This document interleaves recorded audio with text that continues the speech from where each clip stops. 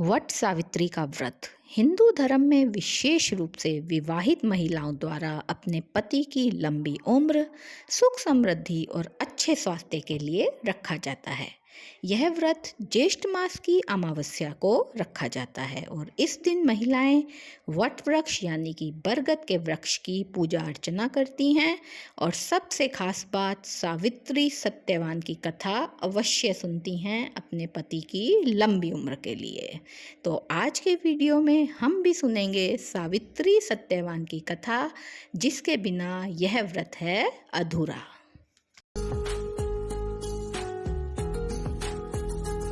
मद्र देश के राजा अश्वपति बहुत ही दयालु शासक थे। उनके लेकिन कोई भी संतान नहीं थी। बहुत कठोर तपस्या के बाद उन्हें संतान के रूप में एक तेजस्वी कन्या की प्राप्ति हुई, जिसका नाम उन्होंने सावित्री रखा, क्योंकि सावित्री देवी की कठोर तपस्या के बाद ही उन्हें इस कन्या की प्राप्ति हुई थी। धीरे धीरे समय बीतता गया और कन्या जो थी समय के साथ बढ़ने लगी। एक दिन राजा ने अपनी कन्या को अपने पास बुलाया और कहा, सावित्री, अब तुम बड़ी हो गई हो, तुम्हारी उम्र जो है वो विवाह योग्य हो गई है। तो मैं ये चाहता हूँ कि स्वयं तुम अपनी सद्बुद्धि से तुम अपने लिए वर का चयन करो। तुम देश का भ्रमण करो, यात्रा करो। अपने पिता का आदेश मानकर और उनसे आज्ञा लेकर के मंत्रियों के साथ सावित्री देश विदेश के भ्रमण पर निकल पड़ी। अनेक जगहों पर वह घूमी। उन्होंने अनेक तपोवन देखे, महल देखे, बहुत से देश देखे, जंगलों से गुजरी और अंततः उन्होंने अपने लिए एक वर चुन लिया और महल को लौट आई। जिस दिन वो महल को लौट करके आई, उस दिन संयोग से ही राजमहल में राजा अश्वपति के साथ महर्षि नारद भी बैठे थे। सावित्री ने दोनों को प्रणाम किया और उसके बाद अपनी यात्रा का वर्णन सुनाया। राजा ने उनसे यात्रा के हालचाल पूछे, अपनी पुत्री के हालचाल पूछे और उनसे कहा कि क्या तुम्हें अपना मनचाहा वर मिल गया है? तब पुत्री यानी कि सावित्री ने बोला कि हाँ पिताजी, मैंने अपने लिए एक मनचाहा उपयुक्त वर चुन लिया है, जिसका नाम सत्यवान है, जो कि तपोवन के जंगलों में रहता है अपने अंधे माता पिता के साथ, और मैं उनसे ही विवाह करना चाहती हूँ, क्योंकि उनमें वह सभी गुण हैं जो एक नारी अपने पति में देखती है। अतः आप उनसे मेरा विवाह कर दीजिए। ऐसा सुनते ही देवर्षि नारद जो हैं वो चौंक गए। उनके इस तरह चौंकने से राजा अश्वपति को चिंता हुई और उन्होंने देवर्षि नारद से इस तरह चिंतित होकर चौंकने का कारण पूछा कि हे देवर्षि नारद, क्या हुआ? क्या आप मेरी पुत्री के इस चयन से प्रसन्न नहीं हैं? क्या उसने कोई गलती की है या यह सही नहीं है? कृपया कर विस्तार में बताएं। तब देवर्षि नारद ने कहा कि हे राजन, आपकी पुत्री सावित्री ने जिसे पति के रूप में चुना है वो राजा धुतसेन के पुत्र सत्यवान हैं, जो कि जंगलों में अपने माता पिता के साथ रहते हैं। तो सबसे बड़ी बात ये है कि जो राजा धुतसेन हैं उनका राज्य सारा छिन गया है और वो आँखों से भी अंधे हो गए हैं। वो और उनकी पत्नी दृष्टिहीन हैं, जो कि जंगल में रहते हैं और दरिद्र भी हैं। दूसरी खास बात कि सत्यवान जो है वो अपने माता पिता की सेवा करता है। बेशक वो बहुत ही दयालु और बहुत ही नेक दिल इंसान है, लेकिन वह बहुत अल्पायु है और इस वजह से ही मैं चिंतित हूँ कि सावित्री ने जिसका चयन किया है वो बहुत अल्पायु है। उनकी उम्र जो है वो करीब 13 वर्ष है और जिसमें से 12 वर्ष की आयु निकल चुकी है और सिर्फ 1 वर्ष ही उनके पास जीवन का बचा है। यह सुनकर के राजा अश्वपति को बहुत चिंता हुई और उन्होंने अपनी पुत्री को समझाया कि हे पुत्री, तुम कोई और वर ढूंढ लो। तब सावित्री ने कहा कि हे पिताजी, जो हिंदू नारी है वो अपने जीवन में एक ही बार अपने पति का वरण करती है और मैं अपने जीवन में सत्यवान के रूप में अपने पति का वरण कर चुकी हूँ। तो अब मैं अगर विवाह करूँगी तो सिर्फ सत्यवान से ही करूँगी। मैं अपने निर्णय पर अडिग हूँ। अतः आप निश्चिंत होकर के मेरा विवाह जो है वो सत्यवान से कर दीजिए। अंततः राजा को सावित्री की बात को मानना ही पड़ा और उन्होंने उसका विवाह सत्यवान के साथ कर दिया। विवाह के पश्चात सावित्री जो है अपने पति के साथ जंगल में रह करके अपने दरिद्र और अंधे सास ससुर की सेवा करने लगी और अपने ससुराल में रहने लगी।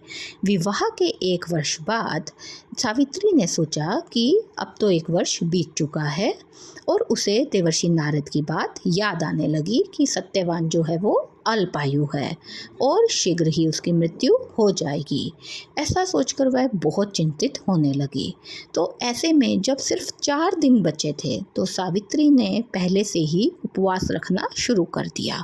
उन्होंने लगातार 3 दिन तक भगवान श्री हरि विष्णु के समक्ष प्रार्थना की, पूजा अर्चना की और व्रत रखा और अपने पति की लंबी आयु प्रभु से मांगी। अंततः वह दिन आ गया जो कि उसके पति के जीवन का आखिरी दिन था।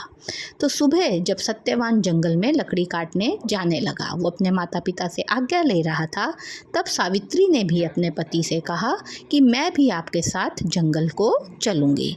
पति ने पहले मना किया लेकिन सावित्री नहीं मानी और अपने सास ससुर से आज्ञा ली और अपने पति के साथ जंगल की तरफ चल पड़ी। अंततः सत्यवान भी उसे साथ ले जाने को मान गए और दोनों पति पत्नी जंगल की तरफ चल पड़े।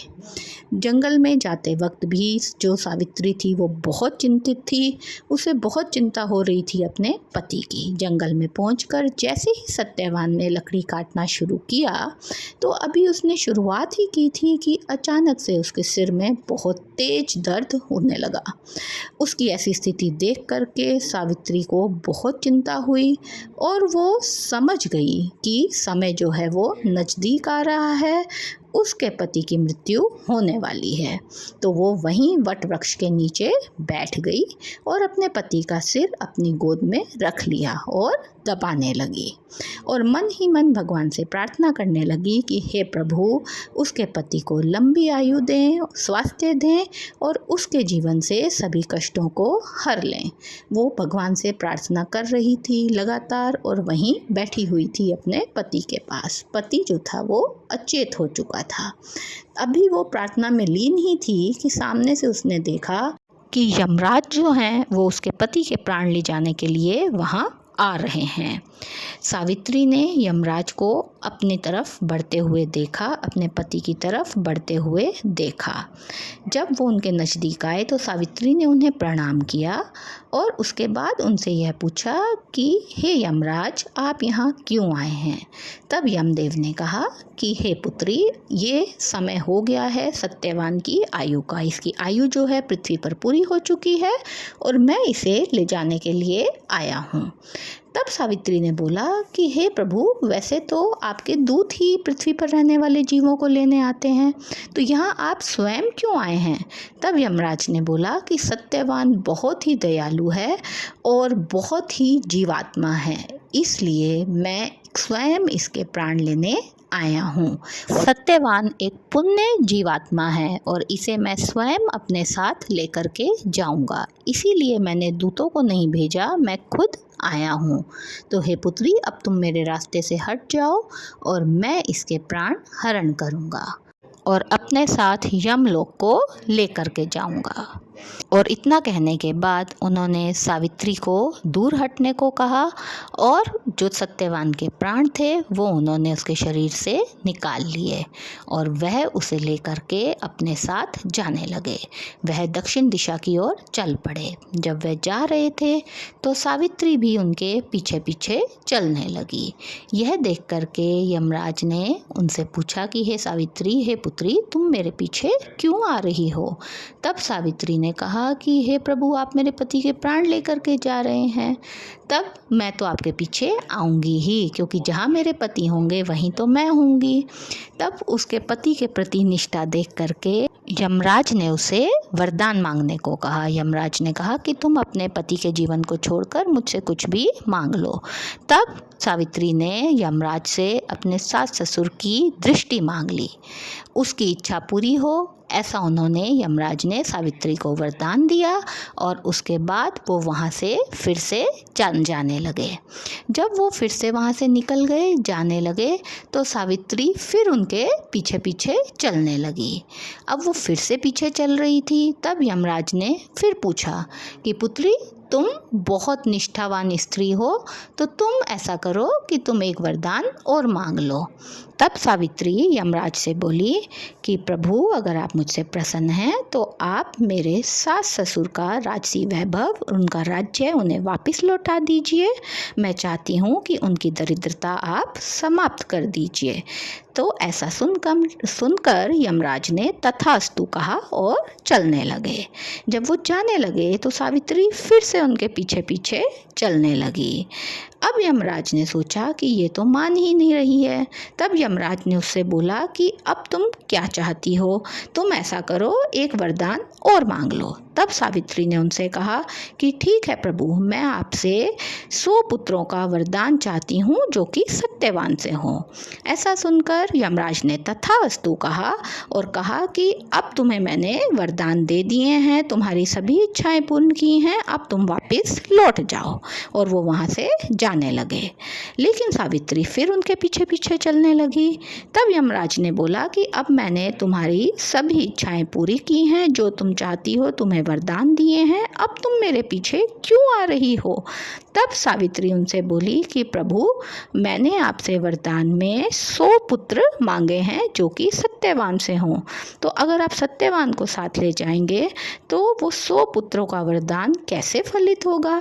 आपका वरदान तो गलत साबित होगा। तब यह सुनकर के यमराज ने सोचा कि यह बहुत ही चतुर और बहुत ही पति के प्रति निष्ठावान स्त्री है, और उन्होंने मन ही मन ये भी सोच लिया कि अब तो सत्यवान के प्राण लौटाने ही होंगे, उसे ले जाना संभव नहीं है। तब वो वापस से उसी वट वृक्ष के नीचे आए जहाँ से उन्होंने सत्यवान के प्राण हरे थे, और वहाँ पर उन्होंने सावित्री को आशीर्वाद दिया, सदा सुहागन रहने का उसे आशीर्वाद दिया, और जो सत्यवान के प्राण थे वो उन्होंने वापस लौटा दिए। सावित्री जैसी पतिव्रता स्त्री इस संसार में दुर्लभ है। और चूँकि वट वृक्ष के नीचे सत्यवान के प्राण वापस आए थे, तो जो भी महिलाएं हैं, हिंदू महिलाएं, वो सुबह स्नान करके इस व्रत का संकल्प लेती हैं और वट वृक्ष यानी बड़ के वृक्ष की पूजा अर्चना करती हैं, उसकी परिक्रमा करती हैं, और कच्चा सूत जो है धागा उस पर लपेटती हैं, और सावित्री सत्यवान की मूर्ति बनाकर इस कथा को सुनती हैं, और व्रत के अंत में ब्राह्मणों को भोजन कराकर और दक्षिणा देकर व्रत का समापन करती हैं। वट सावित्री का व्रत नारी की शक्ति, दृढ़ संकल्प, त्याग और पतिव्रता धर्म का प्रतीक है। सावित्री के साहस, तप और श्रद्धा से यह सिद्ध होता है कि एक सच्चे प्रेम और संकल्प से मृत्यु को भी टाला जा सकता है। तो प्रभु श्री हरि सभी का सुहाग ऐसे ही बनाए रखें, सभी सुख समृद्धि और खुशहाली से रहें। यह थी वट सावित्री व्रत की वह कथा जिसे सुने बिना वट सावित्री का व्रत है अधूरा। जय श्री राम।